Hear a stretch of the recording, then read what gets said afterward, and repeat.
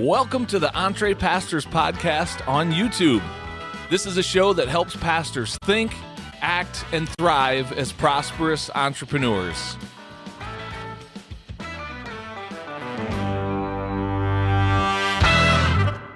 Well, hello, everybody, and welcome back to another episode of the EntrePastors Podcast.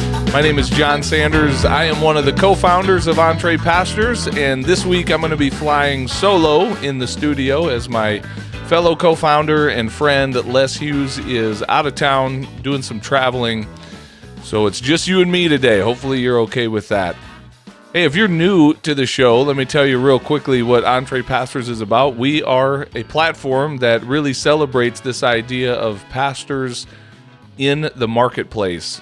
Pastors who are leading in vocational ministry in the church realm, as well as doing something entrepreneurial out in the marketplace. We think it's a good thing for pastors to be engaged in business, and there's a number of reasons for this, but one of the biggest, at least it begins with finances, right? Like that may be the biggest felt need that our clients come to us with is, to be blunt, they need more money. They're broke. They're sick and tired of struggling financially and just barely getting by, and they want to do better and provide better for their families. And we have a solution to that. We have an answer. Our answer to that financial problem is not, let's help you get more money out of the offering plate.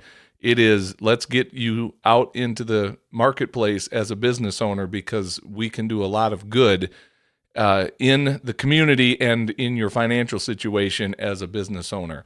And so that's what we do. We help pastors launch entrepreneurial businesses in the marketplace, and we think it's a good thing. So the conversation that I want to have with you today actually comes from, it was inspired from a conversation I was having recently with our Business Builders group. So at EntrePastors, we have a group called Business Builders, and we meet once a week on a group coaching call. These are pastors and ministry professionals who are also launching some kind of business in addition to their pastoral work.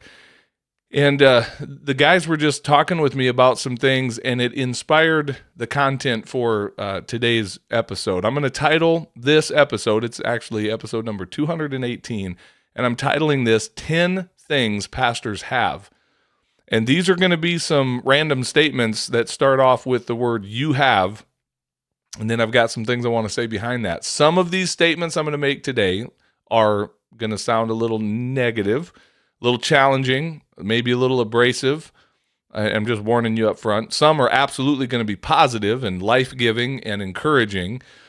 And the disclaimer I would put on this is I am painting with a very broad brush. I don't think these 10 statements that I'm getting ready to make apply equally to every single pastor in every single scenario. There absolutely are exceptions, and I hope you're one of them, but the reality is I think what I'm getting ready to say is true of the majority of pastors most of the time. And so statistically, it's very quite likely that these 10 statements I'm going to make actually apply to you, at least the negative. Well, all of it. The positive stuff certainly applies. And so I'm going to start with a little bit of the more challenging thing, and then we'll get into a little bit more of the life-giving thing. And hopefully this makes some sense. But as I go through these 10 statements, it'll kind of give me an opportunity just to unpack some of the different themes that we talk about on a regular basis here at EntrePastors. So without any further delay, let's jump into this list. I've put these in an order that hopefully makes a little bit of sense. So I'm going to start with the first thing, and we'll roll on from there. Okay, number one, pastor, you have the unenviable reality of being overworked and underpaid. I know that's cliche, but that's really true of most pastors working in professional, vocational ministry as a career. You have way too much work on your plate as it is, way too many expectations put on you by other people, and you don't get paid very well. So to say you're overworked and underpaid is true. And I know many of you would also flip right around and say, yeah, but the work is so rewarding, and I love it, and it feels eternal, and it feels like I'm a part of something bigger than myself, and all of that can be true. Both of those things can be true at the same time. You can love your work and feel like you're making a positive impact and being obedient to the calling that God has placed upon your life. All of that can be true. And at the same time, what is also true is you are overworked and underpaid. And I have a growing list of issues with what I call the traditional model of pastoring. Not that it's wrong from a moral standpoint, but that we have created some unintended consequences that have not only negatively impacted pastors, but are having a negative impact on the church. And so, I guess I would just say more and more, I'm coming to really question some things about how we show up as pastors. What does it mean to serve as a pastor? And be clear about this, guys. I am a pro-church guy. I am a pro-pastor guy. I believe in the church. I believe that the best days of the church are still in front of us. And also, I believe that right now we've built and accepted and stepped into a system that was handed to us around the church that really needs to be looked at, and we might need to rethink some things, not in terms of our faith and the message that we proclaim to the world, but the ways in which the strategies that we use and how we think about being a pastor. So the bottom line, if you're a normal pastor, you have too much work on your plate and you get paid not very well. And let's just focus on the second part of that, whether you want to agree with the first part of being overworked. The majority of pastors are underpaid, and nobody's really that upset about it. Like, we have a pretty strong place in our mental composition for a pastor who's underpaid. Like, that just makes sense to us. We don't have a lot of mental bandwidth or a framework to think about a pastor who's overpaid. We have some caricatures of that. We see some things on late night cable television, and maybe the 1% of the pastors who have a massive platform and are flying around the world on their private jets and their multiple mansions and seem to live so out of touch with where normal people are at. And so we kind of have that framework, but to think of a normal everyday pastor who's paid very well because of their profession, that does not exist. That place mentally does not exist in the minds of our culture and the church culture. What we are very comfortable with is the fact that, oh, you're a pastor, of course you don't make much money. That just comes with it. That's part of the job. So you're overworked, you're underpaid. That's number one. Here's number two. Here's another thing you have. You ready for this, pastor? You have cultural shifts coming your way that will have a massive impact on your ministry. What do I mean by that? I don't exactly know, other than to say those shifts have already been taking place. Like, COVID was a massive shift in our culture. COVID exposed some other things in our culture, and I believe that the church of the future is going to look radically different than the church of the past. That's not a loaded statement. I'm not holding back information. If I knew it, if I thought I had all the answers, believe me, I would tell you. I don't know fully what that means, but I believe that statement to my core, that the culture around us is shifting so dramatically, so radically, that the way we have been doing church, the model, the way we've been thinking about it, it's absolutely going to have to change. And there's major impact that's coming. And so for those of you that have this very rigid definition of what it means to be a pastor from a vocational standpoint, from a career standpoint, I just think your world is going to be rocked. If it hasn't been already, it's going to continue to be rocked. And, fast forward a decade from now, 2 decades from now, my guess is we're going to turn around and look over our shoulder and see that there have been massive shifts to how pastors have thought about their role as a pastor in terms of a career. And that, I don't mean that as a good or a bad thing. I just believe that is what it is. And you don't have to like it. You can think it's negative, or you can think, man, that's so exciting. I can't wait to find out what this new future holds. But it is what it is. Like, that future is coming. I would contend that future is here, and it's only going to continue to shift. And the way we've always been doing things is not going to work for the majority of people in the days to come. And we're going to have to think about new ways of doing church and being pastors and what that means and what that looks like. So I just believe that, and you can let that sit where it is, but I'd love to hear your thoughts on that. Some of you might be even more clued in than I am as to what some of those shifts are and what the new normal is going to look like. By all means, fill me in. I just know things are changing. And I'll tell you who's not freaked out about that, by the way, today, is the one who's the head of the church, Jesus Christ. He is not panicking about the state of his church. I believe with all my heart the best days of the church are still in front of us, so we can take hope in that. All right, here's the next thing I'm going to say. This is going to sound negative. I hope it doesn't apply to you, but it probably does if you're a pastor, so I'm just going to come out and say it. Are you ready? Pull over the car, because I don't want you to drive off the road when you hear me say this. You, pastor, here's another thing you have. You have a scarcity mindset. You do. If you don't, then I'm going to say you are the exception. And I hope you are. I hope you are an exceptional pastor. I hope you're an exceptional Christian. But if you're a normal Christian, what's normal for you is lack. Lack of margin, lack of money, lack of options. You know the world of lack and poverty very well. You're very comfortable with that. You might even have gone so far as to build a framework of theology around it to make that righteous. And you're just a little bit more holy because of how broke you are. Welcome to being a Christian. Welcome to being a pastor. I think it's gross.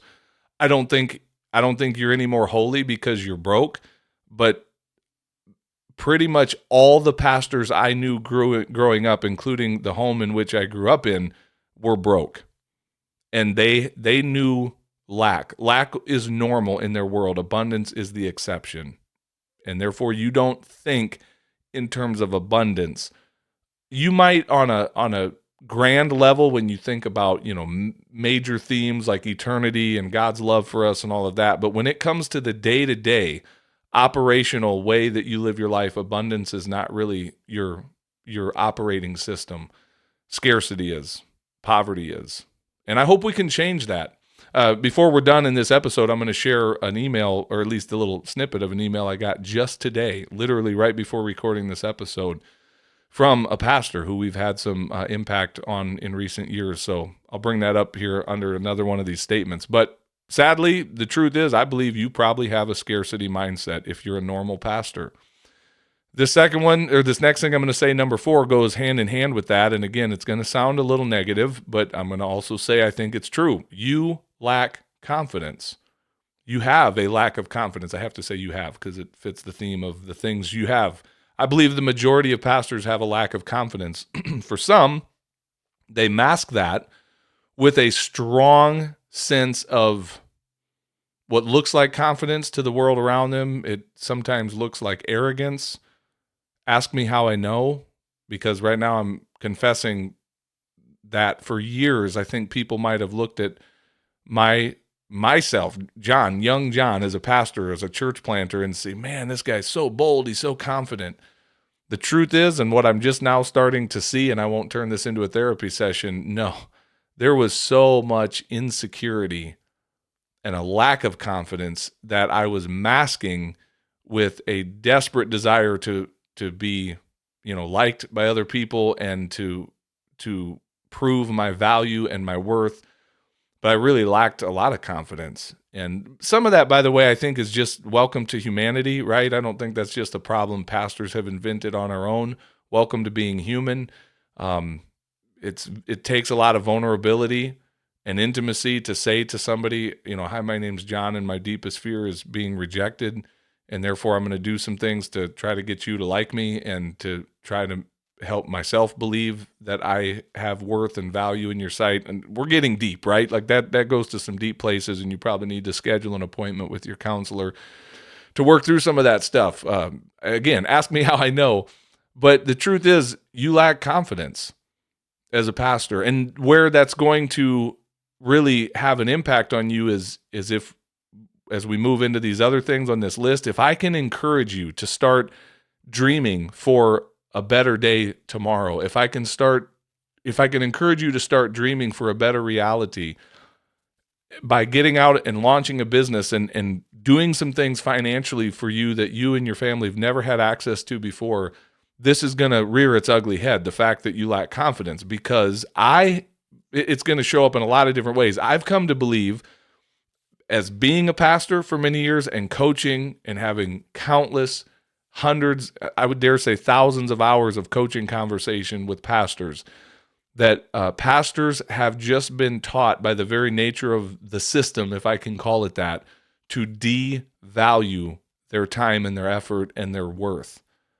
They've been kicked around with what we talked about at the very beginning, overworked, underpaid, underappreciated, that they've started to believe that and internalize that, and therefore they don't really have a lot of confidence. And so when we come alongside a pastor who's willing to break out of that and start helping them work on launching a business, there's so much lack of confidence we have to work through, and around fear of, will this succeed? Am I capable?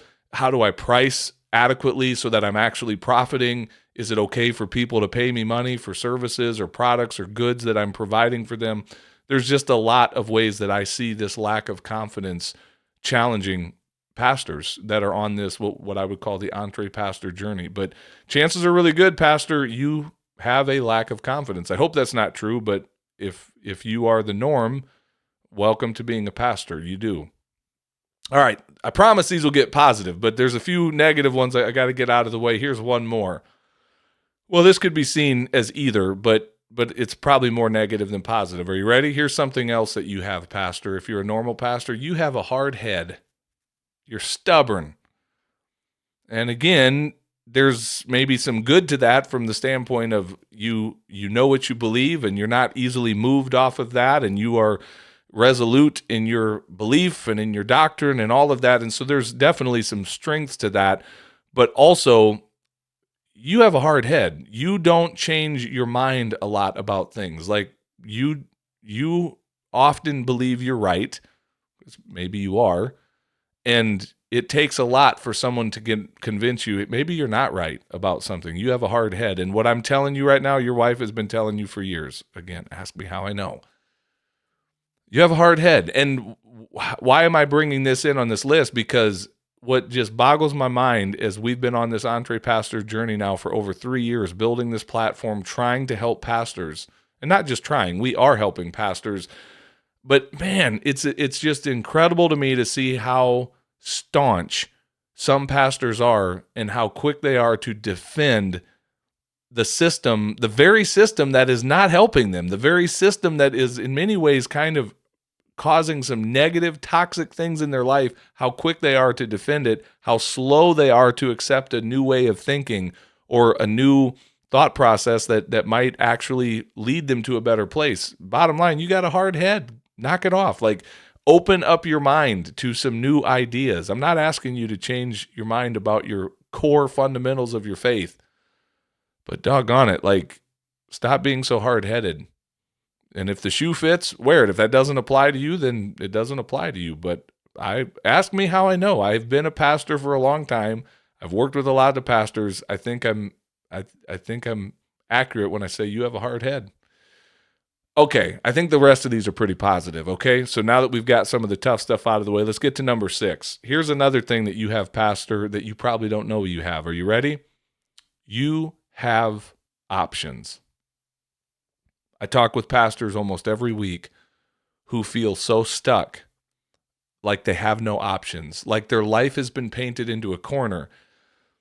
Part of it is because of this very heavy weight we put on this thing we call a calling, what we sense to be a calling, a divine calling from God on our life, to serve Him, to preach the gospel, to shepherd other people. And what an amazing, I believe that calling's a real thing. I have experienced that. I don't think I've shaken that. I don't think that God has let me off the hook from being called to serve Him and to serve others in a certain capacity that from which He's, gifted me for and prepared me for. But the problem is when you have that strong sense of calling and you have such a narrow view of how that calling can be lived out in terms of a vocational, professional, pastoral role, man, it's so easy to feel stuck. This is the only thing I can do. And what I want you to know, pastor, is that you are not nearly as stuck as you feel right now. You have so many more options at your disposal than you are aware. But I need you to believe that you actually have options. You do. You're not as stuck as you think you are. There's always a different way. There's always a way out of where you are. I'm pretty sure there's somewhere in Scripture that it talks about God providing a way out, right? He's faithful and he will provide a way out when we need it. Which this ties in with number 7. Let's get to this one real quick. Number 7, you have more freedom than you've been led to believe. That's pretty cool.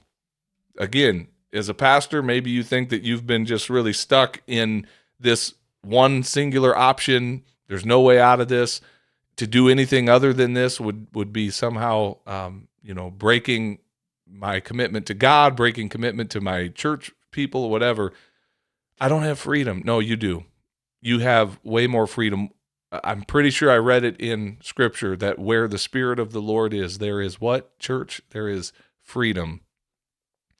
The question really is not whether or not you have freedom. The question is, are you going to lean into it?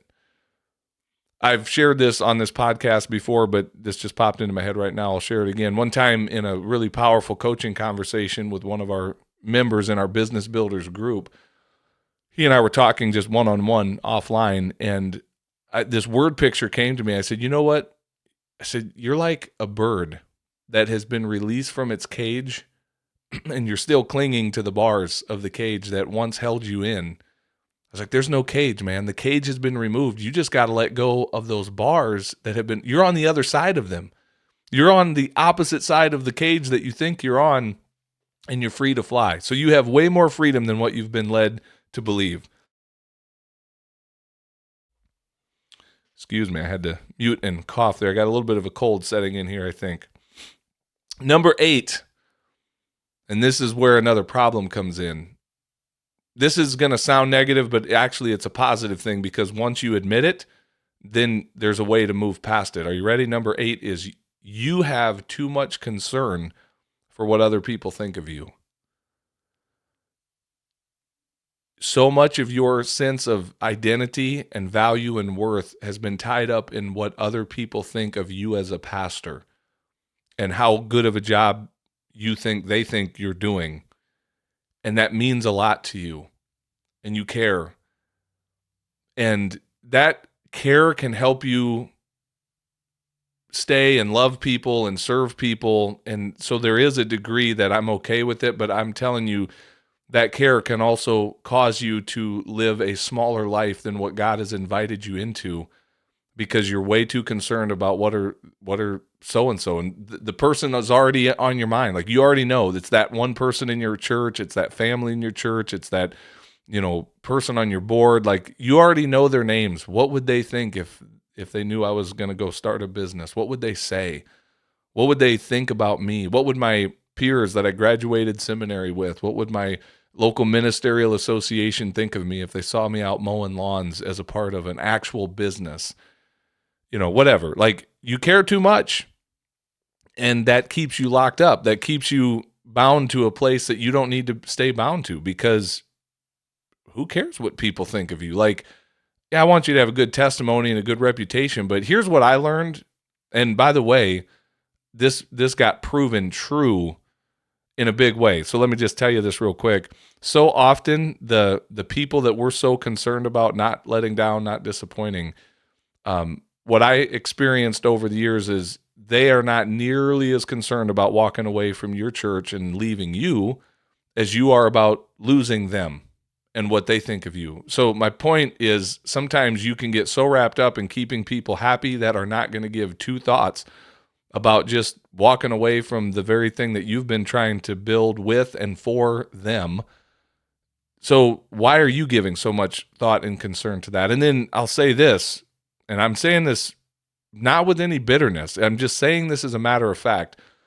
When I transitioned out of the role of being a lead pastor of a church that I dearly loved and gave so much of myself and so much of my life to, and with no regret, like, I'm grateful for that story. I still love the people. So grateful for all of the things that God allowed me to be a part of in that season of my life. But when we transitioned out of that role,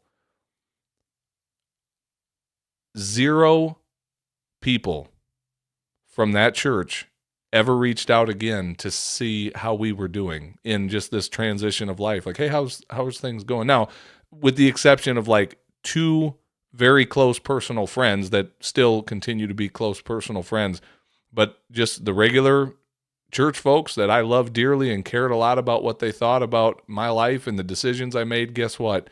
The minute I was no longer in that role as their pastor, it's like it shut off overnight. And I'm not saying they're bad people. I'm not saying that they don't care for me, but just collectively, 0 of them reached out. So what does that say? I mean, it says I was their pastor. And the minute that role changed, everything else did too. So again, I don't say that with bitterness. It just is what it is. Like, stop being so concerned about what other people think of you. That's what I'm trying to say. You're putting way too much weight on people that are not putting nearly that much weight back in your direction. So there's that. Number 9, you have a family that's counting on you. So whereas the other people that you're really concerned about what they think about you, you're willing to make sacrifices on the behalf of the ones who are counting on you and aren't going to leave you. They're not planning on walking away. If you do this thing right, they'll still be by your side as you're taking your final breaths and leaving this planet. Like, they're counting on you. And this is the part I want to share a story, or just a quick snippet of an email that I got. And by the way, we're so grateful when we get these types of emails. This literally randomly popped up in my email today right before I went to record this podcast. So I take things like this as just a little breath of oxygen, a little breath of fresh air, a little bit of affirmation that God is using our platform here at EntrePastors to hit a target, to make a difference in people's lives. And I'm not going to name who this came from, but a pastor that we had worked with a number of years ago. I had a few different conversations with this person, and they were just sent an email to say, keep doing what you're doing, and thank you for the work that you're doing. And I'm sharing just one little paragraph here that this pastor wrote. Now, in this case, this pastor is no longer in pastoral ministry. He hit a real dark point of burnout that was multifaceted, a lot of different things he was dealing with. But he's referring specifically in this part of his email about the poverty mindset that was so deeply embedded in his life. And here's what he said. He said, "It has taken me a couple years after exit to realize how deep and pervasive that poverty mindset was, and how normalizing financial struggles and limited margins did not serve the people I love or myself in a way that honors Christ." Man, what a powerful statement. Normalizing financial struggles. He just said beautifully what I was saying earlier about the poverty mindset. It's just normal. Like, yep, I'm just a pastor. It's just part of our life. It's just part of the landscape of doing ministry. We just struggle financially. We just have constant financial pressure and limited margin. We just don't have any financial margin. The brakes go out on the car, and man, we just entered into our next financial crisis, and we just move from one financial crisis to another. Anyway, he says, "Did not serve the people I love or myself in a way that honors Christ. It made me a worse person." Wow. It made me a worse person who was riddled with anxiety that something might go wrong that I couldn't afford. And first of all, I appreciate his vulnerability, his honesty. That's why I say with such confidence, Pastor, you have a poverty mindset. Like, this is normal pastoring. Welcome to the world of being a pastor. If you don't, then you're the exception. And I pray that we have more and more and more and more exceptional pastors to where all of a sudden the norm is having an abundance mindset. That's the normal. And the rare exception is the pastor that lives in poverty thinking, like this brother who shared this word with me. But that statement about that constant normalizing of the financial struggle did not serve the people I love or myself in a way that honors Christ. Pastor, you have a family who's counting on you. They have sacrificed so much, and praise God for their willingness, but how sad that so much of that financial hardship and struggle and sacrifice they did not need to make. They made it because all of us bought into an antiquated, outdated prescription of the way to do pastoring that I don't know that God ever really prescribed for us. I don't know where we ever got this idea that we needed to be so darn broke to be in ministry, but welcome to what pastoring has become, and it's time we change it. So you've got a family counting on you, and more and more and more, I love the stories of our pastors and our business builders group who are taking their families on vacations, who are providing a car that they've not been able to afford for their family, who are able to, get some debt paid off and just move the needle financially for their family in a way that pastoral ministry was never doing for them. And again, they did it through business. Let's be clear on that. It was God's provision through business, not through this one funding model that we've had in the local church forever of please give us your tithes and offerings, and we'll try and scrape by with that.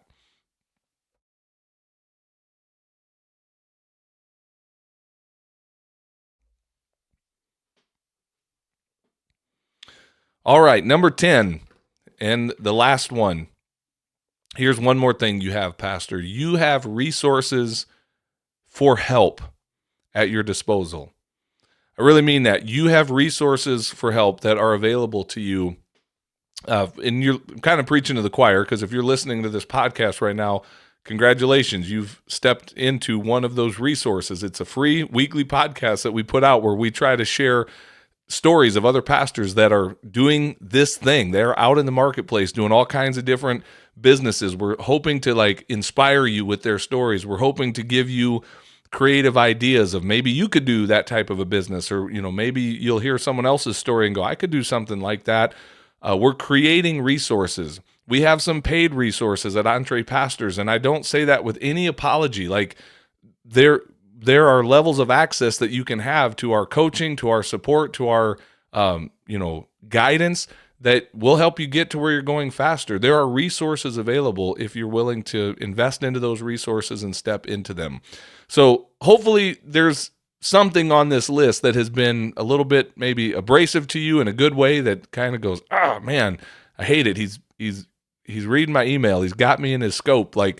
Hopefully you're hearing that, and also hopefully in this list of things I've shared with you today, you're also beginning to hear man, there's some hope.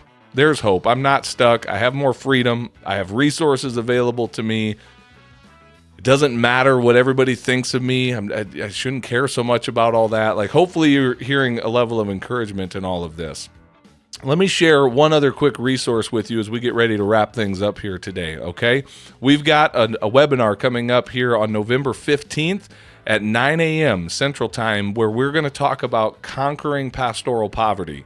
So here again, another free resource. If you're like, John, where are these resources you speak of? I'm telling you about it right now. Go to EntrePastors.com/conquer. And in that 1 hour webinar, we're going to walk through 5 major obstacles that keep pastors stuck in a place of pastoral poverty. And we're going to share solutions to those challenges and to those obstacles. How do you overcome those? And how do you get out into a place of abundance and not being stuck in that place of poverty? So EntrePastors.com/conquer. We'd love to see a bunch of you on that webinar coming up. And I think that's going to do it for this week's episode. I want to thank you for taking the time to tune in and listen and be a part of this. If there's anything that we can do to be of service to you, please don't hesitate to reach out. Here's my email address. Shoot me an email at JohnJON@EntrePastors.com, and we'll get you any help that we can to move you forward on your EntrePastor journey. All right, guys, God bless. Have a great week. We'll see you soon. Well, hey, thanks for watching this episode of the EntrePastors Podcast. Make sure you hit that subscribe button so you can be notified every time we release a new episode. If you'd like to get connected to other pastors who are learning to think, act, and thrive as prosperous entrepreneurs, then we invite you to check us out on Facebook. Just search for the EntrePastors Connect group, answer a few of our simple questions there, and we'd love to include you in the conversations. And if you're really ready to go to the next level, then we invite you to join our EntrePastors membership community. When you become a monthly subscriber, you will receive access to courses, exclusive community, and coaching that will help you along in your own EntrePastors journey. If there's anything else we can do to serve you, please visit us at EntrePastors.com, and we will do our best to serve you there. God bless everybody. See you soon.